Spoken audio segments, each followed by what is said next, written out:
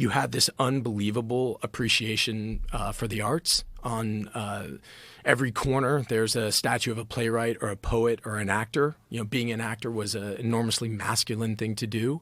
It was the training itself was highly rigorous. You know, from playing college sports and doing fight training, it was by far, without a doubt, the most disciplined and physically strenuous work that I've ever done in my life. How so?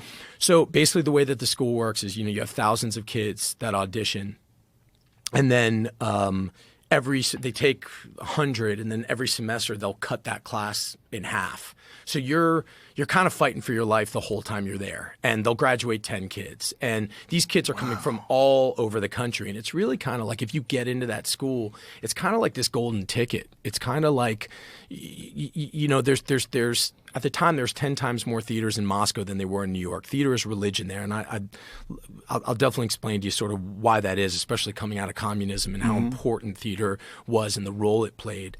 But if you graduate from one of those schools, it's not like in America where a lot of theater training is very coddling, and it's very like, okay, you can't really play sports, you're not the best student, but come to the theater where you can be a tree and everybody's kumbaya and we get along.